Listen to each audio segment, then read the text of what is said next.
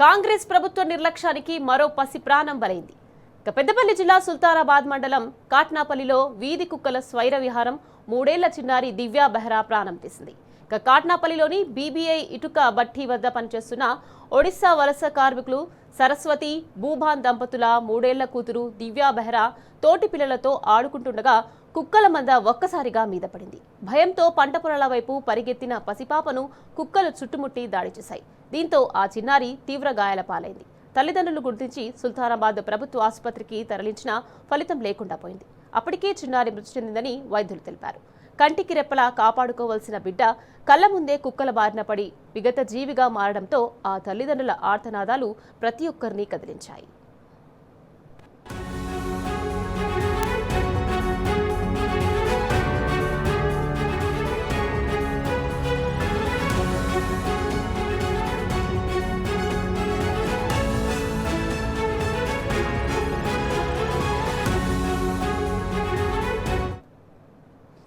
ఇది ప్రమాదం కాదు, ముమ్మాటికి ప్రభుత్వ హత్య.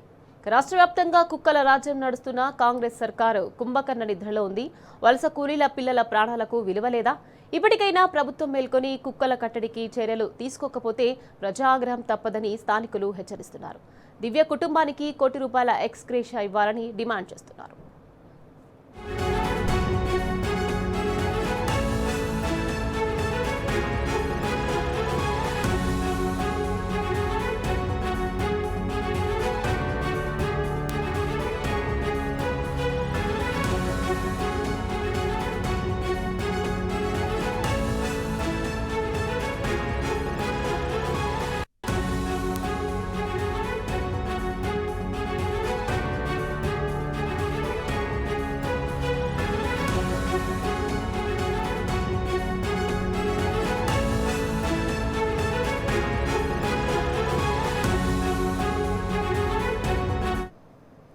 రైట్, ఇదే విషయానికి సంబంధించి మరింత సమాచారాన్ని మా ప్రతినిధి రమేష్ మనకి ఫోన్ లైన్ లో అందించేందుకు సిద్ధంగా ఉన్నారు. రమేష్, చెప్పండి. ఇక పెద్దపల్లి జిల్లా కాట్నాపల్లిలో 3 ఏళ్ల బాలికపై వీధి కుక్కలు దాడి చేశాయి. ఆ చిన్నారి మరణించడం జరిగింది. దీనికి సంబంధించి పూర్తి డీటెయిల్స్ ఏంటి?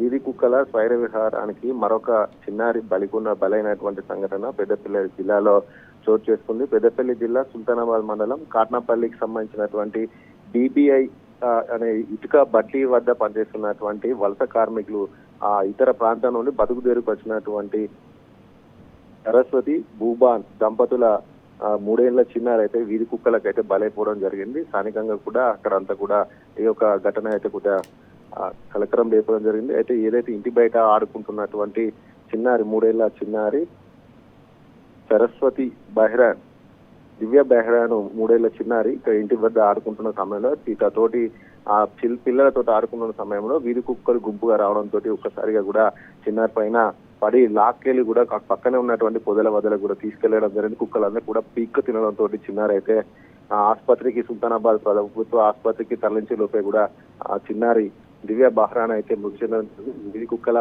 శైర విహారానికి అయితే పెద్దపల్లి జిల్లానే కాదు, రాష్ట్ర వ్యాప్తంగా కూడా ప్రతిరోజు కూడా ఏదో ఒక విధంగా ఎక్కడో ఒక చోట ఏదో ఒక చిన్నారి కానీ బలైపోవడం కానీ ప్రాణాలు కోల్పోవడం జరిగేటువంటి సంఘటనలు అయితే నిత్యం రాష్ట్ర వ్యాప్తంగా కూడా ప్రతిరోజు ఏదో ఒక చోట అయితే మనం చూస్తూనే ఉన్నాం. అయినా కూడా ఈ యొక్క కాంగ్రెస్ సర్కారు ఈ యొక్క పిచ్చి కుక్కల శైర విహారాలను పిచ్చి కుక్కలను కట్టడం చేయడం పూర్తి స్థాయిలో కూడా ప్రభుత్వం అయితే విఫలమైందని కూడా మనం చెప్పవచ్చు. ఎందుకంటే నిత్యం ఏదో ఒక చోట చిన్నారులు గాయపడడం, బలైపోవడం, ప్రాణాలు కోల్పోవడం అటువంటి సంఘటనలు అయితే కోకొల్లలుగా చూస్తూనే ఉన్నాం. ముఖ్యంగా ఒక పిచ్చి కుక్కలను కట్టడి చేయలేని ఒక నిస్సహాయ స్థితిలో కాంగ్రెస్ సర్కారు ఉన్నది కూడా పలు విమర్శలు అయితే ఏర్పడడం జరుగుతుంది. అంతేకాకుండా పెద్దపల్లిలో గత 2 రోజుల క్రితం కూడా మరొక చిన్నారి కూడా తీవ్రంగా గాయాలు పాల్పడారు. అయినా కూడా ఇక్కడ జిల్లా యంత్రాంగం కావచ్చు, ఇక్కడ ఉన్నటువంటి స్థానిక ప్రజాప్రతినిధులు కావచ్చు, ఎవరు కూడా ఆ వీధి కుక్కలను కట్టడి చేయకపోవడం, ఏదో ఒక సంఘటన జరిగిన తర్వాత 1-2 రోజులు హడావిడి చేయడం, చేతులు దులుపు తీసుకోవడం జరుగుతుంది. కానీ పూర్తి స్థాయిలో కూడా ప్రత్యేకంగా దృష్టి సారించి పిచ్చి కుక్కలను కట్టడి చేయలేకపోవడం కారణంగానే ఇలాంటి సంఘటనలు అయితే పునరావృతం అవుతున్నట్టుగా మనకి స్పష్టంగా కనిపిస్తుంది. ఇప్పటికైనా కూడా జిల్లా అధికారులు కావచ్చు, ప్రభుత్వం కావచ్చు, వీధి కుక్కలు పిచ్చి కుక్కలను కట్టడి చేస్తే తప్ప మరి కొంతమంది చిన్నారులు బలికాక తప్పదనేటువంటి ఆరోపణలు అయితే మనకు వెలువెత్తుతున్నాయని. Right, thank you Ramesh.